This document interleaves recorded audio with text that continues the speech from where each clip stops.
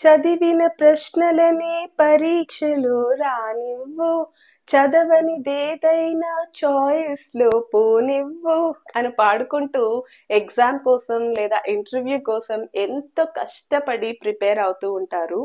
అంత కష్టపడి ప్రిపేర్ అయ్యి ఎగ్జామ్‌కి లేదా ఇంటర్వ్యూకి అటెండ్ అయినప్పుడు మీరు చదివిన క్వెషన్‌ని వారు అడిగినప్పుడు కూడా ఒక్కొక్కసారి మైండ్ అంతా బ్లాంక్‌గా అయిపోయి మనకి ఏమీ తెలియకుండా అసలు చదివింది గుర్తుకు రాకుండా అయిపోతూ ఉంటుంది. ఎంత ట్రై చేసినా కూడా అది మర్చిపోతాము. గుర్తుకే రాదు ఒక్కొక్కసారి. అవునా కాదా? అసలు ఎందుకిలా జరుగుతుంది? ఇంకా కనుక చూస్తే ఎప్పుడో మీరు విన్న పాట యొక్క లిరిక్స్ స్టార్టింగ్ మనం పాడామనుకోండి, ఆ పాట మొత్తం ఈజీగా మీరు పాడేస్తూ ఉంటారు. సో, రాత్రి చదివింది గుర్తుకు రాకపోవడానికి, ఎప్పుడో విన్న పాట యొక్క లిరిక్స్ అన్నీ బాగా గుర్తుండటానికి డిఫరెన్స్ ఏంటి? ఏంటా ప్రాబ్లమ్? ఇక్కడెందుకు మర్చిపోతున్నాం? ఇక్కడెందుకు మర్చిపోవట్లేదు? అన్నది కనుక గమనిస్తే, మన మైండ్ అనేది ఎప్పుడు అయితే ఈ 5 అడ్డంకులను దాటిపోతుందో, అప్పుడు మనకు అన్నీ బాగా గుర్తు ఉంటాయన్నమాట. ఆ 5 అడ్డంకులు ఈ పాట వినేటప్పుడు ఉండవు. అదే ఈ చదువుకునేటప్పుడు మాత్రం అవి మనకి అడ్డమొస్తూ ఉంటాయన్నమాట.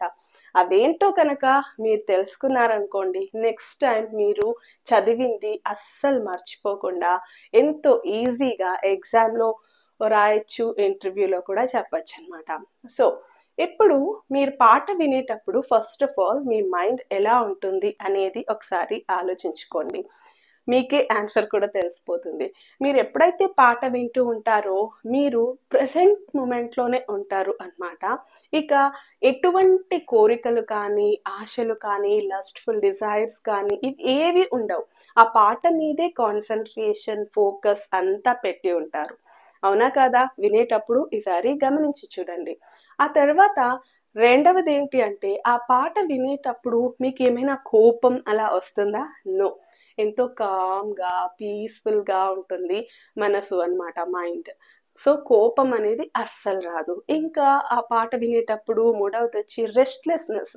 అంటే ఏం చేయాలి? ఏం చేయాలి? అన్న రెస్ట్‌లెస్‌నెస్ అది ఎప్పుడైనా ఉంటుందా మీకి? అంటే నో. ఆ పాటని ఎంతో చక్కగా, ఆనందంగా వింటూనే ఉంటారు. అవునా కాదా? ఈ 4 కనుక చూసుకుంటే ఇది 4 కాదు, కామ్ అండ్ పీస్‌ఫుల్ సంతోషంగా కూడా వింటూ ఉంటారు. సో, ఈ 5 అడ్డంకులు మనం ఇక్కడ చదువుకునేటప్పుడైతే వస్తూ ఉంటాయి. మొట్టమొదటిది ఏమొస్తుంది మనం చదివేటప్పుడు ఏవేవో కోరికలన్నీ గుర్తుకొస్తూ ఉంటాయి. మనం అది చేయాలి, ఇది చేయాలి అని చెప్పి ఆలోచించటం కానీ, ఆ కోరికలు గుర్తుకు వస్తూ దానిపైన ధ్యాస పెట్టి, అంటే మన మైండ్ దానిపైన ఎక్కువ ధ్యాస పెట్టి, ఈ చదివే దానిపైన తక్కువ పెడుతుందనమాట. అది మొట్టమొదటిది. ఇక రెండవదొచ్చి అదే కోపం. మనకి ఇంకా సిలబస్ అయిపోలేదు, ఇంత ఉంది అన్న ఇదితో, ఎంత కష్టంగా ఉంది అని చెప్పి కోపం ఉన్న మైండ్‌తో మనం చదువుతూ ఉన్నప్పుడు కూడా మనం దాన్ని ఈజీగా మర్చిపోయే అవకాశం ఉంటుంది. ఆ తర్వాత మూడవదొచ్చి రెస్ట్‌లెస్‌నెస్. అబ్బా! ఇంకా టైం తక్కువుంది, నేనింకా ఎంత చదవాలి అని చెప్పి మీ మైండ్ ఒక ప్రాపర్ ప్లేస్‌లో లేకోకుండా అటు ఇటు వాండర్ లాగా అవుతూ ఉంటుందనమాట. దాని వలన కూడా మీరు చదివింది మర్చిపోతూ ఉంటారు. ఇంక నెక్స్టొచ్చి కామ్ అండ్ పీస్‌ఫుల్ మైండ్. మీరెంతో కామ్‌గా, పీస్‌ఫుల్‌గా, మనశ్శాంతితో కూర్చొని చదవరనమాట. త్వరగా అయిపోవాలి సిలబస్ అని చెప్పి ఈ క్వెషన్ అడుగుతారేమో, అదడుగుతారేమో అని చెప్పి టెన్షన్‌తో చదువుతూ ఉంటే కూడా మీరు మర్చిపోయే అవకాశం ఎక్కువగా ఉంటుంది. ఓకే. ఇంకా మీరు కాన్సంట్రేషన్ అండ్ ఫోకస్ మొత్తం ఆ చదువు పైన పెట్టకుండా వేరే వేరే వాటి పైన పెట్టినప్పుడు కూడా మీరు దీన్ని మర్చిపోవడం అనేది ఉంటుంది.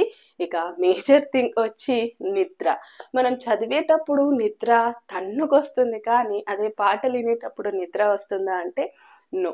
ఆ నిద్ర కూడా మనకొక అబ్స్టకల్ అన్నమాట. సో, ఈ 5 మన మైండ్‌ని అంటే దాని పైన ఫోకస్ అనేది పెట్టకోకుండా చేస్తూ ఉన్నాయి. అదే పాట వినేటప్పుడైతే ఈ 5 మనకి అడ్డం రావట్లేదు. చదివేటప్పుడైతే ఈ 5 అడ్డమొస్తూ ఉన్నాయి.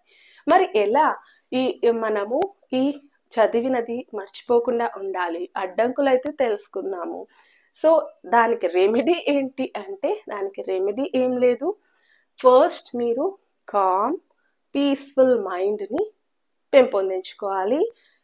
రెస్ట్లెస్నెస్ అనేది లేకోకుండా ఎంతో ప్రశాంతంగా ఉన్న మైండ్ని డెవలప్ చేసుకోవాలి. అది ఎలా డెవలప్ చేసుకోవచ్చు అంటే ఒకే ఒక మెయిన్ థింగ్ దానికి వచ్చి మెడిటేషన్ ధ్యానం. ఆ ధ్యానం అనేది మీరు రోజు పొద్దున్నే ఉదయాన్నే నిద్రలేసి ఫ్రెష్ అప్ అవుతూనే మీ ఏజ్ ఎంతో అన్ని మినిట్స్ కనుక ధ్యానం చేయటం అనేది చేస్తే తప్పక మీ మనసు అనేది మీ మైండ్ అనేది కామ్గా పీస్ఫుల్గా ఉంటుంది. అలా కామ్గా పీస్ఫుల్గా ఉన్న మైండ్తో మీకు సంతోషం కూడా ఉంటుంది.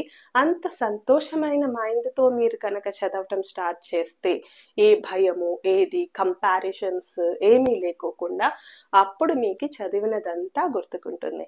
మిమ్మల్ని మీరు చదివేటప్పుడు ఓవర్ ఎస్టిమేట్ చేసుకోకండి, అండర్ ఎస్టిమేట్ చేసుకోకండి, కంపేర్ చేసుకోకుండా ఫోకస్తో కామ్ పీస్ఫుల్ మైండ్తో చదివితే తప్పక మీరు చదివినవన్నీ గుర్తుకొస్తాయి. ఎగ్జామ్ లేదా ఇంటర్వ్యూ ఎక్కడైనా మీరు ఈజీగా చెప్పేయచ్చు. ఎలాగైతే పాట యొక్క లిరిక్స్ అందివ్వగానే మీరు పాడేస్తారో అలా ఈ క్వశ్చన్ అడగంగానే మీరు ఎంతో చక్కగా ఆన్సర్ అనేది ఇచ్చేస్తారనమాట. Try this. Thank you for watching.